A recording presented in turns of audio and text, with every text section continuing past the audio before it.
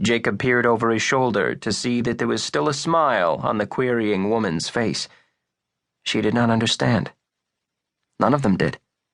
Around here, with Ashhur, the wardens, and the healers tending to the wounds and ailments of the populace, unnatural death was unheard of.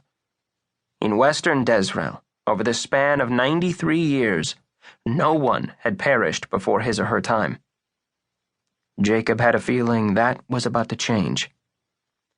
The crowd gradually thinned as the land sloped downward, and Jacob and the kinglings entered the Cavern of Solitude, a tapered passage cut through the middle of a foreboding hillock.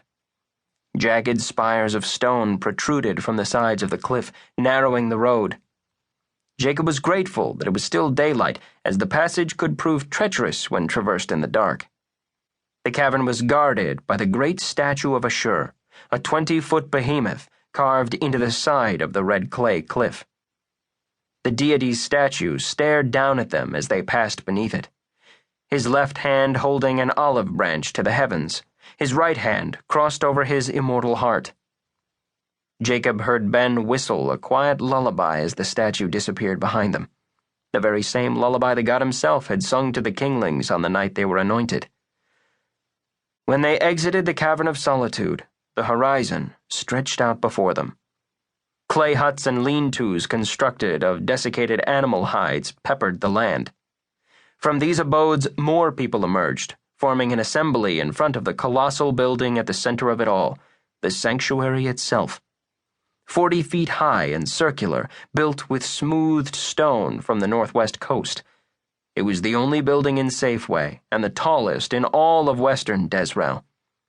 On its sloped crest, above the solarium, was etched the golden mountain of legend, the final, peaceful resting spot of the spirits of the dead in Afram.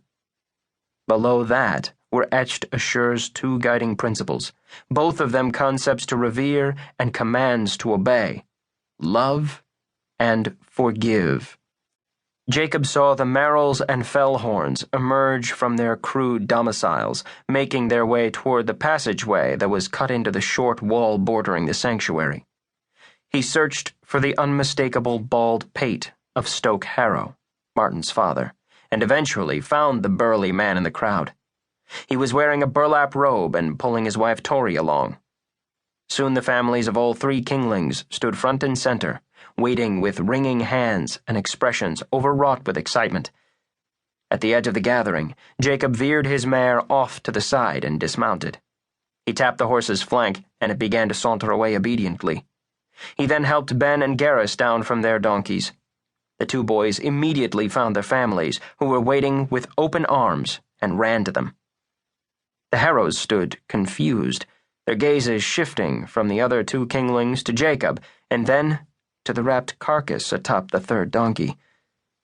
Hesitantly, Jacob approached it, gesturing for Stoke Harrow to come forward. The large man did as he was bidden, that perplexed expression still smeared across his face. Tori followed meekly, hands clenched over her mouth. Jacob lifted one end of the bulk, untied the rope, and pulled back a flap of fabric.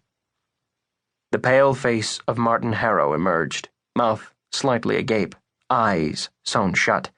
His cheeks were sunken, and his red hair had lost its luster.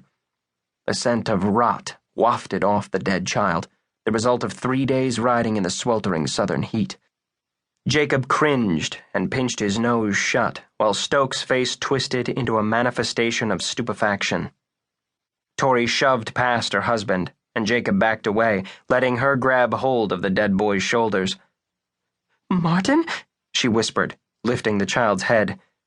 She shook him, hard, and his body flopped like a dead fish on the saddle. Her eyes brimmed with tears as she took in the reality of the situation. Her husband was behind her the next instant, his strong hands on her back, holding her up. Tori spun around and buried her face in his chest. Stoke wailed in disbelief as his wife's tears saturated his burlap robe.